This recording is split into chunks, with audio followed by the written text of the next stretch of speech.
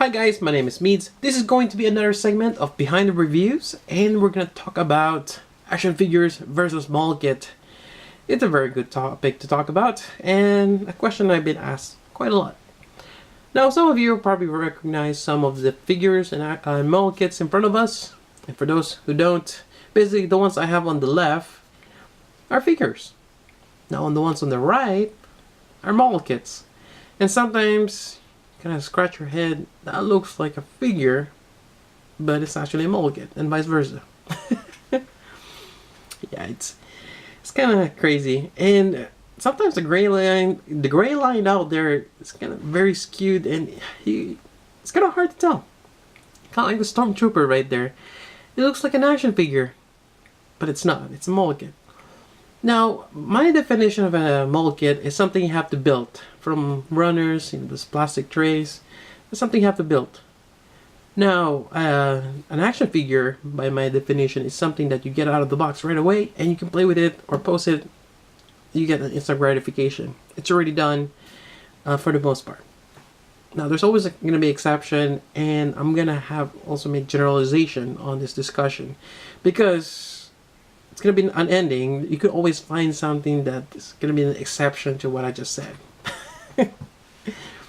Alright, so for someone who've experienced the both ends, and I'm quite lucky to have that, I have to say it's really hard. It just really depends on what you're looking for. Now, I'm going to be discussing the good and bad points on each one, and let's see where it goes from there.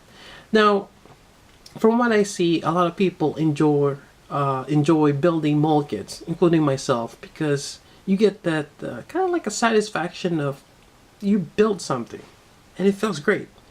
On top of that, you get to customize it to make it look the way you want it. Now, I have a 00 Gundam here that turned into a Spider-Man. Because at that time, I don't have a Spider-Man yet, and I thought it was a great idea, and turned out pretty well. I also made a Cubile Majin Buu on the back of the purple guy. And I've also added some decals, panel lines on my master grade ARC-78 on the back. And I've also tried this mold kit of the Stormtrooper. And actually I'm going to talk about it a bit later on in terms of pricing. Actually, let's talk about it a bit later on. But yeah, so I spent some time building this and customizing them, and they all look great. On the other hand, some people can argue that some of the figures made are really detailed already. And it's great to have them. It's awesome to look at, and it's nice to have an artwork of someone that designed and having a piece of that kind of feeling. Now the Kachidoki arms of Gaim, the orange one on the back, has a really nice metal finish. That is something I cannot do, or not yet. I haven't really explored the possibilities of painting metallic paints yet, or it's just not something I'm comfortable doing yet. Likewise, you have this really stylized God Gundam here. The mall kit is nowhere look like that. The mall kit is more basic. It doesn't have that cool. Basically, the proportion, it's a lot different on the Robot Damashi figure. Also, we see the Spider-Man here. The Figma Spider-Man has a really nice textured and metallic look on him. He looks great, and I really like him as much as I have my mold kit here. Then we have Megaman there, and there's going to be an exception. I have the 00 Quanta. It's a Robot Damashi figure, but I've added some decals on it, which I could have done on the mold kit as well, but I detailed it up and actually put some effort on it to make it look a lot better. Now, again, there's going to be exception. Now, in terms of enjoyability, I could say it just depends what you're looking at, and yeah, and that's one part. Now let's talk about money.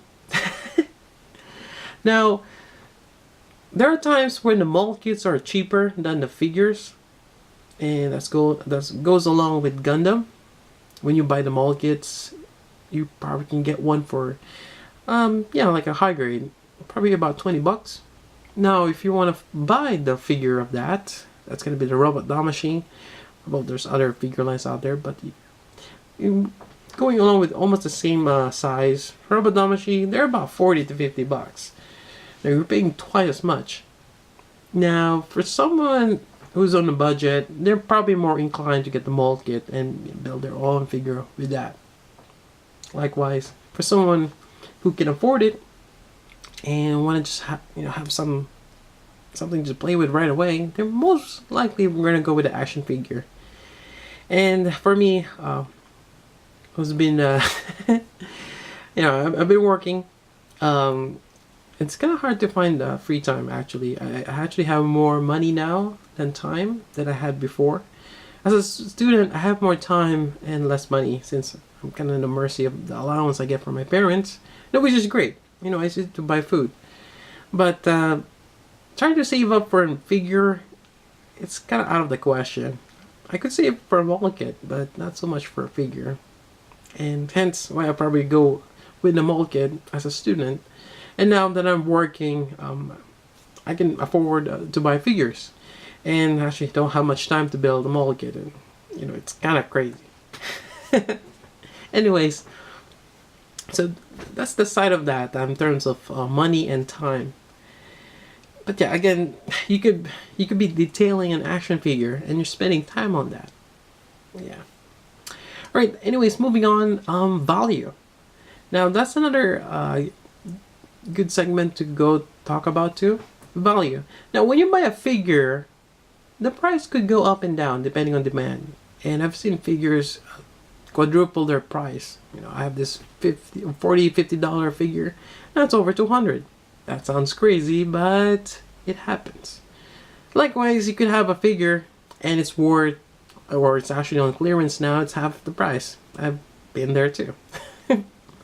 So there's fluctuation on the price of figures, and some people find value of having an expensive figure or a very rare or sought after figure, and people get a kick out of that.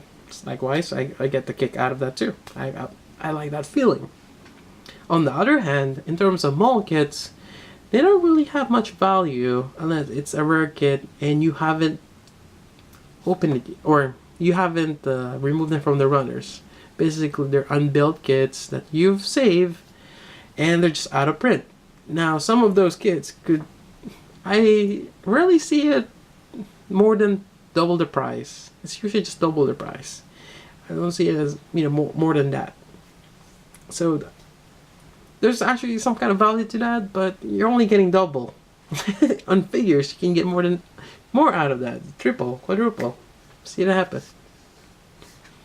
Now also, in terms of building kits, once you already remove them from the runners and built it, there's no value to it. I hardly see people buying, or there's no really demand for buying build kits. But people still sell them, people still buy them, but it's not very, it's not out there. I don't see as much. Because people want to build it on their own, especially mold kits, and sometimes you want to build it on your own standards. You want it perfect, you want to make sure there's no nub, or a nub removal is done quite nicely, seam line removal as well, and you want to paint it the way you want to. And it's kind of hard to do that if you're someone already worked on the kit, in that matter. So value is another topic, but well, that's in terms of monetary value. But some people also find value of the work they put into it, like my 00 Gundam Spidey. Put a lot of time and effort on making that custom, and it looks great, and I feel proud that I have a 00 Spidey. Even the Cubalame Boo on the back, I spent time, and I had to visualize that to make it look like that. That's something that I'm proud of, but it's not really in terms of money. Well, unless someone offered me, I don't know. See, that's another thing. I'm not sure how much those customs are worth. I think some people out there makes custom. They could be commissioned, but who knows? I don't know. What do you guys think? If I were to sell my customs, how much you guys are gonna spend on it? And for me, I don't know. I mean, I spend the money on buying that kit, but there's countless time and supplies I use, and sometimes I build customs using 5 kits. That's really expensive, and sometimes you spend 5, 10, 20 hours, and you can't really just. It's hard to put monetary value on that. Yeah, it's really hard.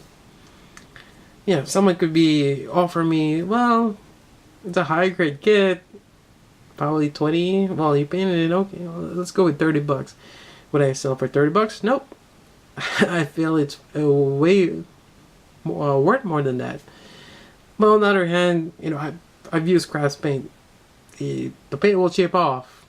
It's not permanent, but you can say the same thing with other paints out there. But some paints out there are more durable, and some paints that the molders actually use, like the acrylic, the lacquer, or the enamel, they will really stick on the plastic, and they have a better finish than what I have here. But I'm going for a different look, so it's really hard to justify. How much will someone spend on my work? It's hard to say. And that's the thing. Whether you're going for monetary value or you're going for the value that you built it, it's really hard to say. So that's another aspect I want to just discuss. Other than that, I guess I think go over quality yet. Well, it kind of goes along in terms of build, but I would have to say if you get an action figure, it's ready, the quality is there, you can really what do you call this, identify right away that there's quality on that figure. And there's a mold kit, it's kind of hard to say. You still have to build it, and it could be frustrating too sometimes when you're building it, and you can say this is a good mold kit, there's no flaws with it, it's solid mold kit, it doesn't fall apart. But likewise, there are times like, even though it looks good on the box, after you're building it, there's frustration. Like the things just keeps popping off and stuff like that. But again, likewise, you can say the same thing with figures. Quality control. Yeah. I think another topic I can discuss about is availability. Now, there are certain characters that have the mold kit and have the action figure, and yeah, like have the God Gundam here. For me, I think the mold kit could do a little bit more work, and the action figure is awesome. So this one, I will go for basically the action figure. Same thing for the Stormtrooper. Actually, the figure is cheaper than the Stormtrooper mold kit. So I'll probably just go with the figure in that sense. Plus, it's more readily available, and if you want to go army building, obviously you want to go for something cheaper. On the other hand, the mold kit's not too bad. It's a solid figure, solid mold kit. I like it. I didn't have much problems with it, and I enjoy building it. Just it costs a little bit more. Yep. So yeah, it really depends. Yeah, so hopefully you get something out of this. That's just my insights that I just kind of want to share. Again, it's really hard to say which is my definite answer. Should I go for mold kit? Should I go for action figure? Hard to say. I like them both, and I'll continue collecting both. But yeah, it really just depends. Time and money. Anyways, that's about it for this segment. Likewise, if you have questions, let me know. Maybe I'll turn that to a new segment. Yeah, that's about it. And also, let me know what you guys think. What do you guys collect? Mold kits? Action figures? And kind of give me a general reason why. Like what I said, like right now, I have more money than time. That's why I've been collecting more figures as opposed to mold kits. In that sense. Alright, that's about it. So until then, this is Meads. Thanks for listening.